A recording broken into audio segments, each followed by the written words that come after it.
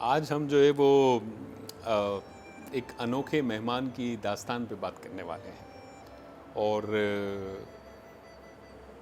बात कहाँ से शुरू करूँ मुझे खुद नहीं पता। अल्लाह ताला जब इंसान को नवाजना चाहता है तो किसी न किसी तरह उसको एक अलग किस्म की आजमाइश देता है।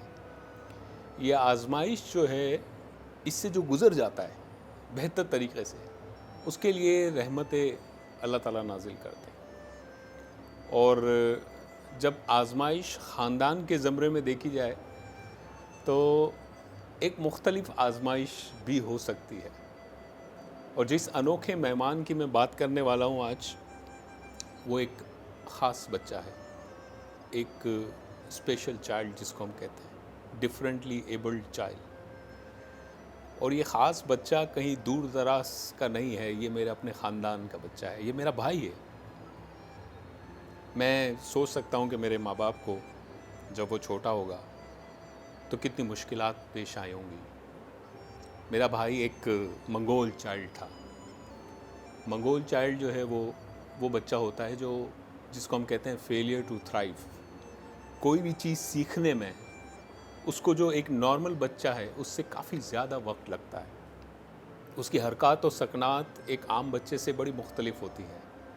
उसका देखने का तरीका, उसका बोलने का तरीका, उसका चीज़ों को इवैल्यूएट करने का तरीका, किस तरह वो हसास तरीके से अपनी जज्बात, अपने एहसासात बताता है, ये सब एक मुख्तलिफ़ चीज़ें होती है। एक माँ बाप के लिए जिसको कुछ भी नहीं पता, एक बहुत मुख्तलिफ़ तजर्बा होता है। और ये तजर्बा दरअसल आजमाइश होती है। और ये जो भाई था मेरा, मैं समझता हूँ ये मेरे माँ बाप के लिए एक बहुत बड़ी आजमाइश था। लेकिन इस आजमाइश में अल्लाह ताला की तरफ से, जैसा कि मैंने कहा, बहुत सारी रहमतें भी थीं। और वो रहमतें मुझे सबसे ज़्यादा महसूस इसलिए भी हुई कि इस बच्चे के आखिरी वक्त तक मैं इसके साथ था। ये एक मुख्तलिफ बच्चा था, जमाल, इसका नाम था जमाल। मैं इसके बचपन के बारे में इतना ज़्यादा नहीं जानता क्योंकि ये मुझसे बहुत बड़ा था। लेकिन जब मेरी वालदा बहुत बीमार थी और मैं अपनी वालदा के बहुत करीब था उस ज़माने में, तो वो मुझे बताया करती थी कि बचपन में इसके साथ क्या क्या मसाइल हुए।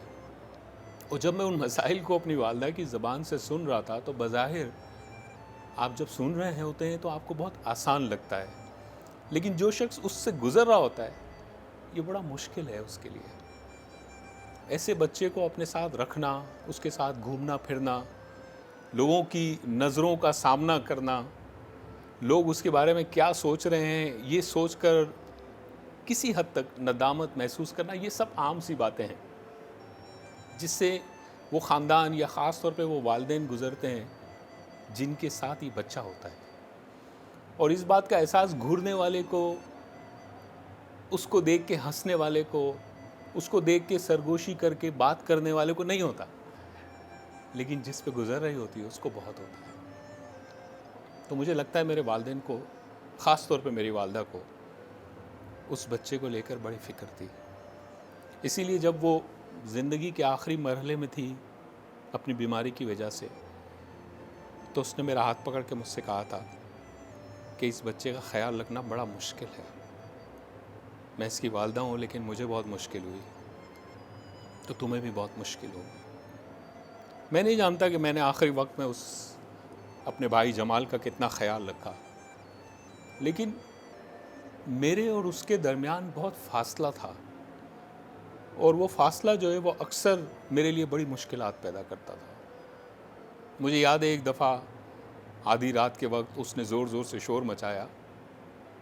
जब वो बड़ी उम्र का पहुंच गया था, 50 साल से ऊपर, 5 दिहाइयों से ज़्यादा ज़िंदगी वो जब गुजार चुका था, तो उसकी बोलने की सलाहियत, उसकी सुनने की सलाहियत, उसकी देखने की सलाहियत, ये सारी काफ़ी हद तक ख़त्म हो चुकी थी।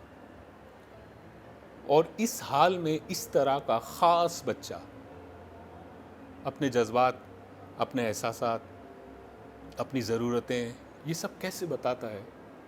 मुझे इसके बारे में कोई तजुर्बा नहीं था। मेरे लिए ये सब एक तजर्बा आते हुए जो मेरे सामने आता था उसको मैं महसूस करता था। मैं नहीं जानता, इसीलिए मैंने कहा मैं नहीं जानता मैंने उसकी ज़रूरतों, उसकी जज्बाती ज़रूरतों, उसकी एहसास से मुतल्लिक़ ज़रूरतों के साथ कितना इंसाफ किया, मैं नहीं जानता। काफ़ी मुश्किल काम था। तो एक दिन रात को वो चीख रहा था किसी बात पर।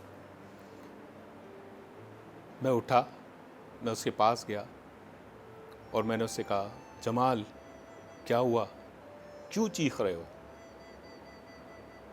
तो बड़ी मुश्किल से उसने शायद मेरी आवाज़ सुनी। मैंने फिर कहा, जमाल क्या हुआ, क्यों चीख रहे हो? तो उसने आहिस्ता से कहा, पानी पीना है। उसको प्यास लग रही थी। आधी रात का वक्त था, कोई 2:30-3 बजे हो। 2:30-3 बजे कोई आपको जगा कर आपसे पानी मांगे तो आपको कैसा लगता है? लेकिन चूँकि मैं जानता था कि उसकी क्या हालत है, मैं गया और मैंने गिलास उठाकर उसमें बर्फ़ डाला और पानी डालते हुए मुझे एक शरारत सूझी। मैंने पानी डालने की बजाय उसमें जूस डाल दिया।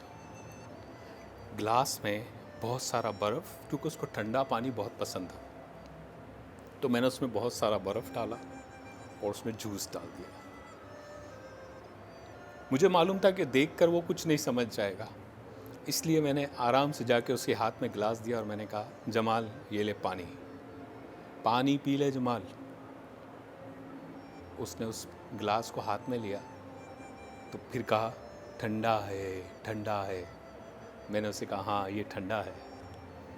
उसने आहिस्ता से पिया उसको, और पीने के बाद जो उसके चेहरे पे मुस्कुराहट आई, आप सोच नहीं सकते वो मुस्कुराहट कितनी खूबसूरत थी। वैसे भी ये जो मंगोल चाइल्ड होते हैं, जब ये मुस्कुराते हैं, जब ये आपकी तरफ देखते हैं, जब ये मुस्कुराते हैं, जब ये हंसते हैं, जब ये खुशी का इजहार करते हैं, तो ये बहुत मुख्तलिफ लगते हैं। इनका आम आदमी जैसा चेहरा नहीं होता, इनका देखने का अंदाज़ कुछ इस तरह से होता है, इनका बोलने का अंदाज़ भी कुछ ख़ास होता है, इनके हाथों की हरकतें भी कुछ मुख्तलिफ होती हैं। तो उसने जब पानी की पहली चुस्की ली, जो शरबत था दरअसल, और उसके ख़्याल में पानी था क्योंकि उसे नहीं पता था, तो उसे एक शौक़ लगा, जिसे हम कहते हैं एक खुशी का एक एहसास। वो मुस्कुराया और हंसने लगा। मैंने उसको कहा, क्या हुआ जमाल? कहने लगा, शरबत है, शरबत। मैंने बोला, पानी नहीं है? कहने लगा, पानी नहीं है, शरबत है, शरबत। मैंने भी मजाक किया उसके साथ। मैंने कहा, ओ शरबत तो नहीं पीना है? तो उसने कहा, पीना है, पीना है, शरबत पीना है। फिर उसने मेरा हाथ पकड़ लिया, और उसकी आदत थी जब भी वो बहुत खुश होता था तो हाथ पकड़ के आपके हाथ पे यहाँ इस तरह करके किस करता था, दस्तबोसी, और फिर अपनी खुशी का इजहार बहुत ज़ोरदार कह लगा के करता था। उस वक्त के बाद मुझे याद नहीं पड़ता कि मैंने उसको कभी हंसते हुए देखा। खामोश हो गया था वो। एक दिन इसी तरह खामोशी में वो चला गया। मैं अक्सर लोगों से कहता हूँ, वो मेरी ज़िंदगी में एक ब्लेसिंग की तरह था। मैं बहुत मिस करता हूँ उसको। कभी कभी मैं सोचता हूँ कि कहीं कोने में बैठा वो शायद मुझे मुस्कुरा कर देख रहा है। कभी मुझे ऐसा भी लगता है कि जैसे वो मुझे आवाज़ दे रहा है, हसन पानी पीना है, पानी पीना है। इंसान की ज़िंदगी में ये जो लोग होते हैं, ये लोग बड़ी रहमत होते हैं। इनकी कदर करनी चाहिए, इनसे मोहब्बत करनी चाहिए। इनको लेकर ये नहीं सोचना चाहिए कि लोग क्या सोचेंगे, इसलिए इनको वो हुकूक ना दिए जाएं जो एक आम बच्चे को दिए जाते हैं। इनको देखकर ये नहीं सोचना चाहिए कि ये बाइस शर्मिंदगी है, ये बाइस आजमाइश ज़रूर है, लेकिन इनसे रहमतें मिलती हैं, बहुत सी रहमतें, जिसका कहीं कोई मुकाबला नहीं है। हमें इन रहमतों की कदर करनी चाहिए, क्योंकि अल्लाह ने हमें इस काबिल समझा है कि हमें ऐसे लोगों से नवाजा जाए, क्योंकि अल्लाह को ये यकीन है कि हम इनका ख्याल रख सकते हैं, हम इनकी तरबियत कर सकते हैं। क्योंकि इनकी तरबियत करना और इनका ख्याल रखना किसी आम आदमी के बस की बात नहीं है। इसलिए आप अगर ऐसे बच्चे आपके पास हैं तो अपने आप को खुशकिस्मत समझें कि अल्लाह ताला ने आपको इतनी बड़ी नेमत से नवाजा है। वो आपको ऐसा बच्चा आपके हवाले कर रहा है जो वह हर एक के हवाले नहीं कर सकता। यह आपकी एक ख़ास नेमत है। इस ख़ास नेमत को, इस ख़ास आजमाइश को मोहब्बत के साथ बड़ा करें, मोहब्बत के साथ परवान चढ़ाएं और उसको अच्छे मौक़े फ़राहम करें। मुझे यकीन है आप ऐसा करते होंगे। अल्लाह ताला हम सबको अच्छी ज़िंदगी गुजारने और दूसरों को अच्छी ज़िंदगी देने की तौफ़ीक़ अता फ़रमाए। आमीन। ज़िंदगी में ज़िंदगी की रमक ढूंढता हूँ, नादा हूँ लोहे में चमक ढूंढता हूँ। ज़िंदगी में ज़िंदगी की रमक ढूंढता हूँ, नादा हूँ लोहे में चमक ढूंढता हूँ। हाथ छूटते हैं गम गुसारों के हर दिन, अपनों का कारवां मिले वो सड़क ढूंढता हूँ। आया हूँ किस नगर से किस डगर को हूँ जाता हो गया था। फिर जब अपने माँ बाप से मिला तो जिस पागलपन, दीवानगी और वलवले के साथ उन्होंने मुझे गले लगाया, चूमा और प्यार किया। बच्चे जो है वो आपस में किसी मैं बात इस पे लड़ रहे मोहब्बत थे और वो अपनी ज़बान में कुछ गुफ्तगू कर रहे थे। और आदत मेरी कुछ ऐसी रही कि जब मैं कुछ इस किस्म की सूरत हाल देखता हूँ तो मेरा दिल करता है कि इस आतिश नमरूद में कूद पड़ूँ। बहरहाल